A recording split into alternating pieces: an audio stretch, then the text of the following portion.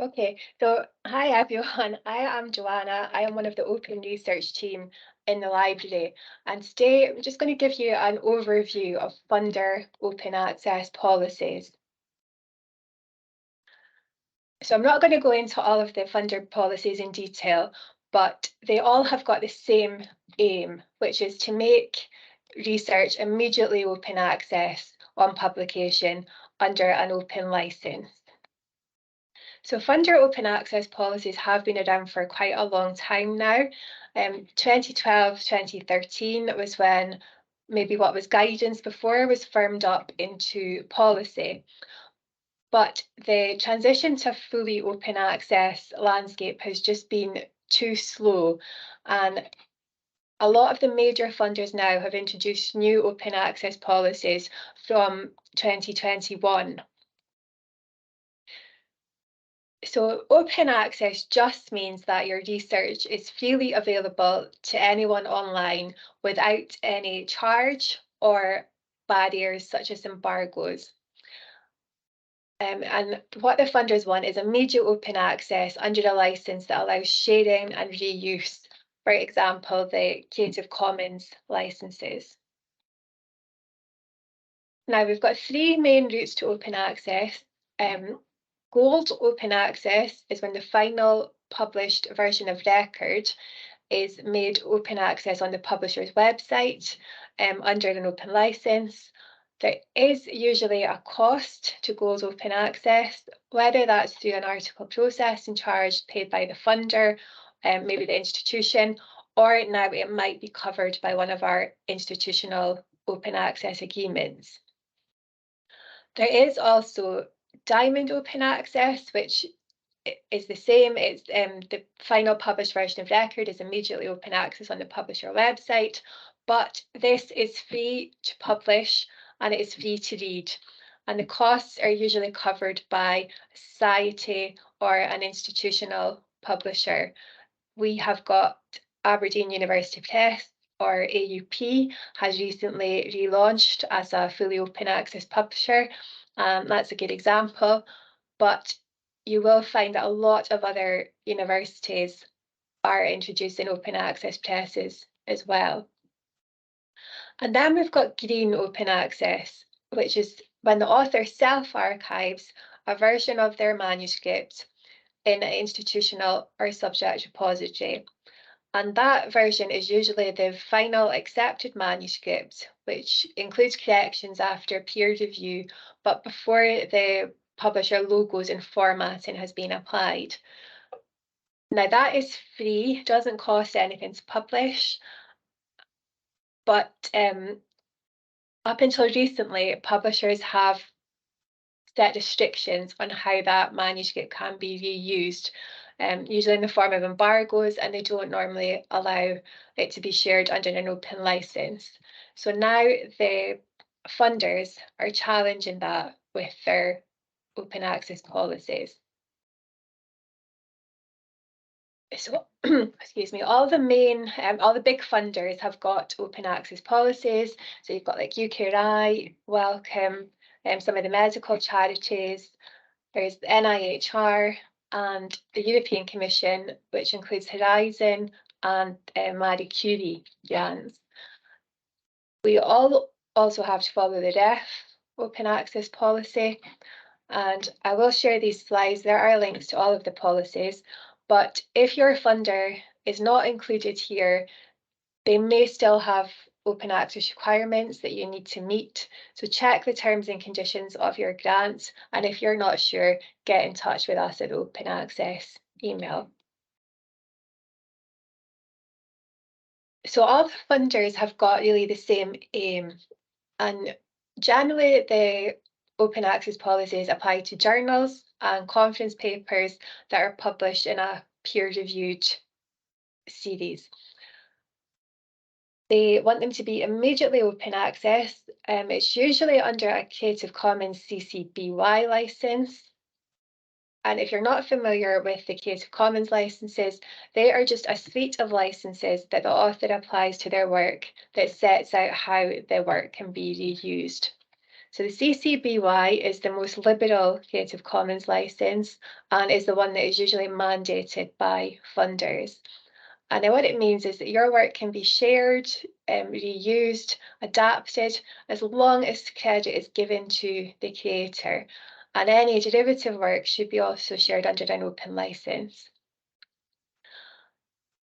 If you have got a valid reason why you don't want your work to be changed, you might apply for the no derivatives license. UKRI have got a form online that you just fill in, and they will evaluate your request and either agree or not to allow this license. And that just means that your work can be shared and reused, but it can't be changed.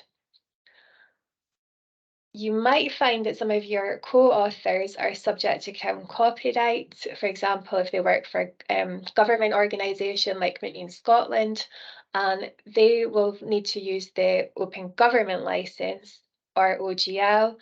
It has the same end result as the CC BY, and that is permitted to be used where necessary as well. Some of the funders now are also including monographs, chapters and edited collections in their policies, and we'll go into that a bit more later. So if you want to publish the green open access route, that applies to hybrid journals or subscription journals. And the way they work is that your institution or an individual pays a subscription to read the journal. But you may also, or the author may also pay to publish selected open articles or selected articles open access in that subscription journal. Now, funders are not keen on this model because it's not really always transparent what the article processing charge is covering, because we're already paying to read it and then paying again to publish. That's sometimes known as double dipping. It's often more expensive than journals which are fully open access.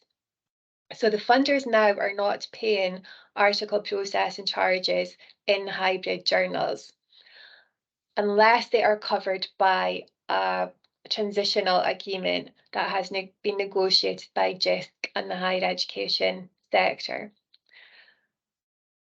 So if we have got an institutional agreement, we have 16 with various publishers now, then that's fine. You can publish open access in that journal. But if not, and you don't have funds to pay for gold open access, you want to take the green route, you will find that most publishers, like I said, have set embargoes on when the accepted manuscript can be made open access. And that can be anything from between 6 and 24 months from first online publication, depending on your subject and the publisher. So now this is not allowed by the funders. So you might want to take some extra steps when you submit to make sure that you retain the copyright to your accepted manuscript and you can deposit it in a repository immediately on publication under an open license. And we call this the rights retention strategy. So what normally happens when you publish in a subscription journal, you'll sign a exclusive licensing or copyright transfer agreement with the publisher, which means that the publisher will really take most of your rights and they will license certain rights back to you, which means that they're imposing restrictions on how you can use your research. If you use the rights retention, all you need to do is include a statement with your submission, letting the publisher know that you intend to retain the rights to your research. This means that you will automatically comply with your funder policies. And all it is you just say, for the purpose of open access, the author has applied whichever open license you want to use to any author accepted manuscript version arising. We would say include it in the acknowledgement section of your article And also if you're writing a cover letter, just pop it in there as well. We would recommend that you apply it to all of your submissions, just to make sure that you're covered. For example, if you think or expect your article is going to be made open access under one of the agreements, but your article might not be accepted by your first choice of journal, it might go somewhere else, or occasionally there are caps on some of the agreements, which might be reached, and you find you can't publish gold open access, just means that you'll be covered. You'll be able to deposit your manuscript if you need to. The University of Aberdeen has also introduced a new research publications policy, which started or went live last week. And that is just in support of the funder policies. It is not compulsory. If you're not funded and you have a research funder that requires you to make your accepted manuscript immediately open access, you don't have to do this, although we recommend that you do, and I believe that most people will want to make their research open access. You can opt out if you want to, and you don't have to ask for permission for that, but we would like you just to let us know that you do want to opt out, and that will help us understand the reasons why anyone might not want to make their research open access, or where there are problems with publishers, or if there's just a need for more information. So the idea of the rights retention is that you'll retain more rights over your work. You'll keep the freedom to publish wherever you see fit, but you will still be able to comply with your funder and ref open access requirements. You will find now that a lot of institutions are introducing these research rights retention policies, and Edinburgh have had theirs in place for just over a year, and it seems to be going quite well. And we're not anticipating any problems with publishers, but if you're not sure about your rights, or if you want to check what the publisher self-archiving policies are, get in touch with us and we'll be able to help you. Some publishers have said that they will make exceptions for funded authors, and they will allow the rights retention to be used. Some have said they won't accept it, and in that case, the funder advice is to publish elsewhere. But with the institutional policy now, we have strengthened our position and we will be able to help you. So if you do have any issues, then I recommend first step is to get in touch with us and we can try and help. If you have co-authors, you will need to make them aware of your funder open access requirements.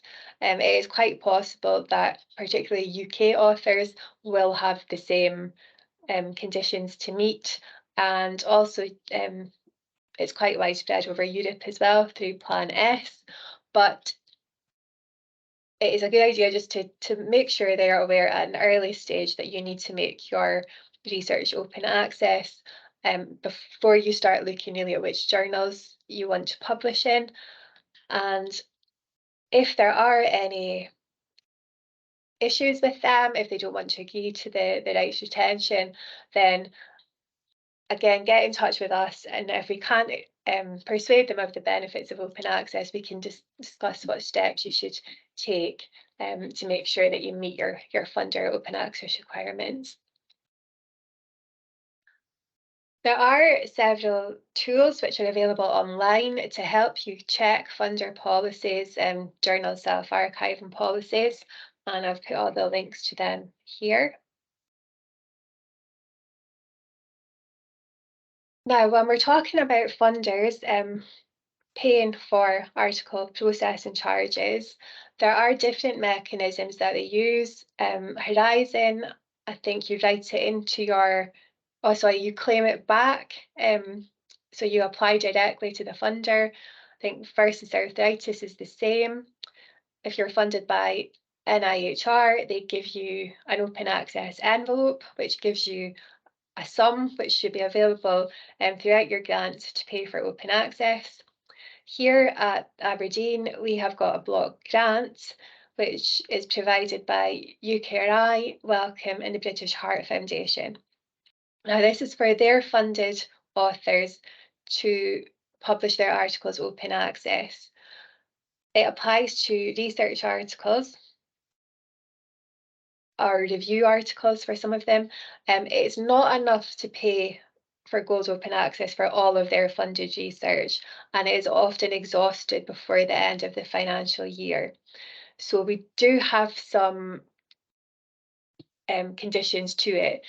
It is open to either the corresponding author or the PI of the grant that are here at Aberdeen. We make it available for research grants that are either current, or if they've expired, that should be within the last 5 years, in line with the research fish reporting period. We do ask that you check that there are funds available before you submit to a journal that charges to publish. And that means that we can reserve funds and make sure that there is money available to pay. We don't want to be receiving invoices that we can't pay. In that case, you as the author are liable for that. You would need to go to your school and ask for funding, and their funds are limited for open access as well. We do ask that you get approval from your director of research, and we also recommend that you look at the open access agreements and see if there is a suitable journal that you can publish in there, because the open access has been covered already by the institution. So we've got 16 agreements now, but we have them with all of the main publishers. So like Cambridge, Wiley, Elsevier, Springer. They're all available on our webpage. And the way that these open access agreements work is that as part of our subscription, we also pay a fee to make a large amount of articles open access. It's not always unlimited, but it usually means that most of the publishing that we do with these publishers can be open access. So there's no charge to the author.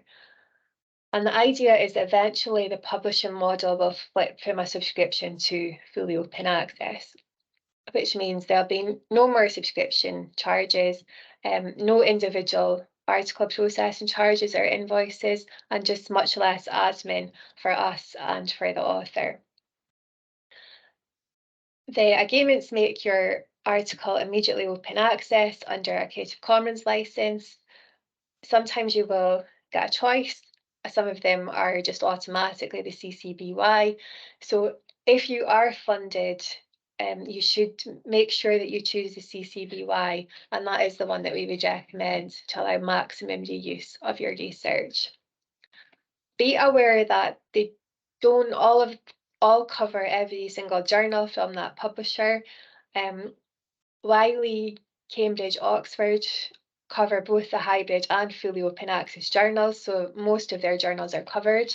Elsevier and Springer are hybrid only, so there is still a charge for the fully open access journals. So just double check to make sure that the journal that you want to publish in is covered by the agreement, otherwise there will be an APC.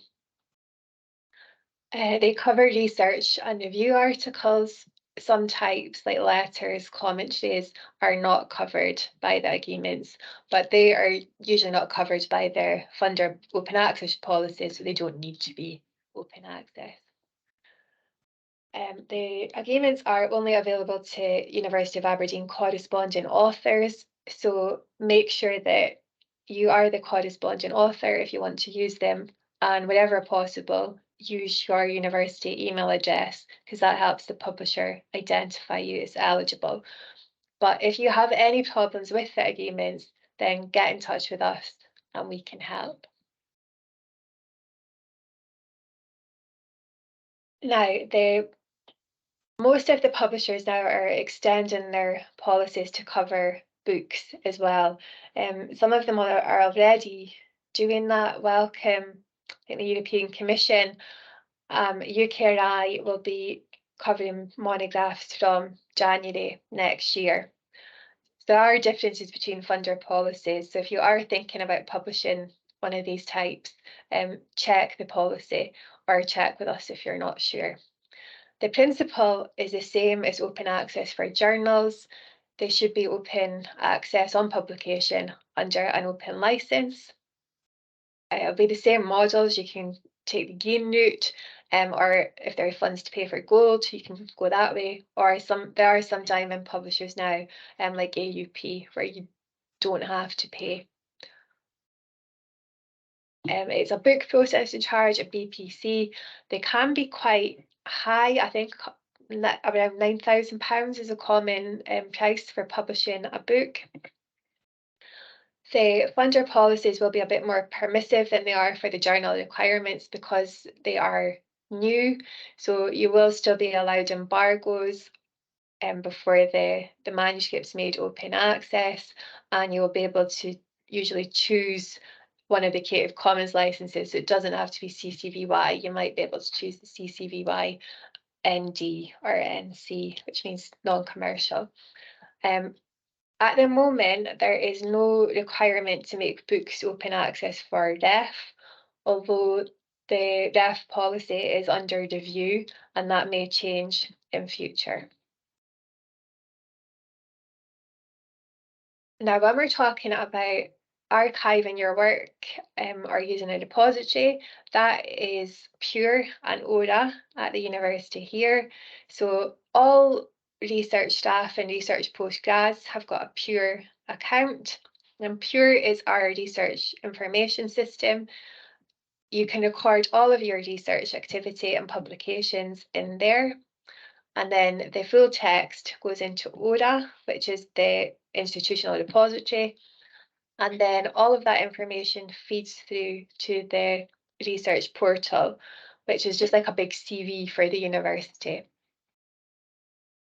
So you must put, for gain open access, put the accepted manuscript into PURE and make it open access on publication through ORA.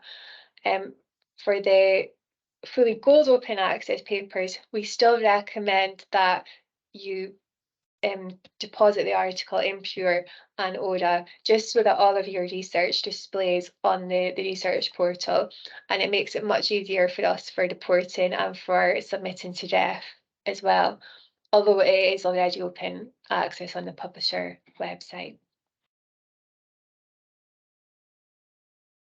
So for getting information into PURE, you can use it yourself. You could add information there, and we would encourage you to do that for your research activities and your data sets.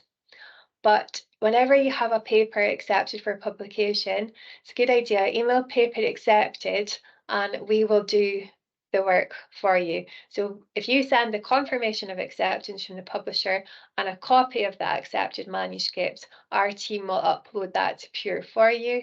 And as long as you do it straight away on acceptance, we'll help you make sure that you're meeting your funder and REF open access requirements. When you are thinking about choosing a journal to publish, you should be aware of predatory publishers. There are some publishers that will take payment for services that they either can't or have no intention of providing. So this Think, Check, Submit is just a checklist, and it just helps you ask some questions about your publication, whether that's a journal or a book. And if you can answer yes to all of the questions on that, that's fine. It tells you that it is a quality, peer-reviewed publication, and the publisher is known and reliable, and it will provide the services that you are paying for.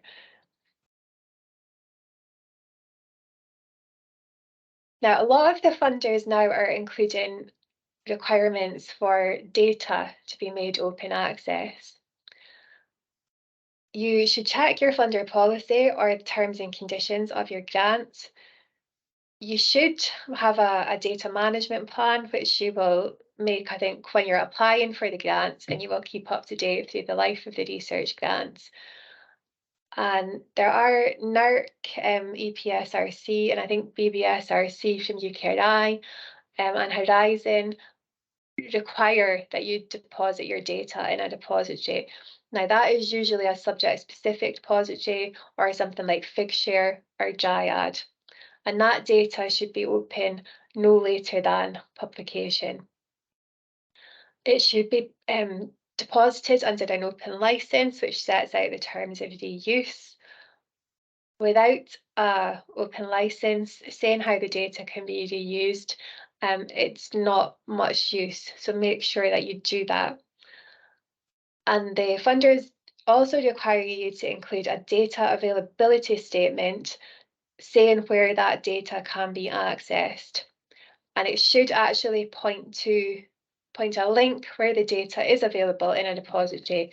It shouldn't say data available on request from the author. The reader should be able to click on that link and be able to find the data straight away. I'm not going to go into details about open data just now, but if you are interested, there was an ExplORe session a few weeks ago, and that is available on our training and resources pages. Okay, now I've listed the main publisher funder policy, sorry, that we deal with on here, but I'm not going to go into all the details of them. So they all, like I say, they all have the same aim that your research should be made immediately open access on publication, but there are some differences, and some of them, like the BHF, still allow embargoes, where others, no embargoes and an open license. These are subject to change, so use this as a guide, but before you make any decisions, I would follow the link and go straight to the publisher policy, or check with us if you're not sure. Okay, and then so these funder open access policies only apply to researchers who are funded, who've got a research grant from that funder. But the REF, or the Research Excellence Framework, applies to all research staff at the university. So the last REF was submitted in 2021, and the entire REF, but for us, the open access policy is now under review. But until further notice, we will follow the original policy. And that means that you should make your article or conference papers open access, whether that is through the gold open access route, and that means you're automatically compliant, or whether that is through the green open access route, when you have to deposit the accepted manuscript in the repository within 3 months of acceptance. If you don't do that, your work will not be eligible for submission to the REF. So it's really important that you remember to do that. And all you need to do is email paper accepted when you have your manuscript accepted for publication, and we will get that into Pure for you. Okay, that's the UKI open access policy. So most of the other ones are pretty much the same as this one. It just means that your article needs to be open access immediately on publication. Doesn't matter which route that is by, whether green or gold. It should be open on publication under an open license, and no embargoes allowed anymore. And then for UKI, policy will be extended to books from 2024. Okay, and then that was the other two. So just to sum that up, if you are funded by an external funding body, you must check that if they have got an open access policy, and make sure that you're aware of the requirements and that you are meeting them when you publish. But everyone needs to follow the REF requirements. And even if you're a postgrad and you think, well, it doesn't apply to me, it may well apply to your co-authors. And if you're asked to be corresponding author, you should make sure that you are aware of your co-author's requirements. It is up to them to make sure that they meet their requirements, but just be aware that they are there. So check your funder policies, make sure that you're aware of the deaf policy. When you are thinking about where to publish, make sure that the journal offers a compliant open access route. If you are taking the gain route, use the rights retention statement. If you need to pay to publish, check that there are funds available, whether that's direct from your funder, through your own research grant, or through the block grants. Ask us, the Open Research team, for help. We're able to help you check what policies are, whether that's funder or journals, and we can advise on the block grants. Use those agreements.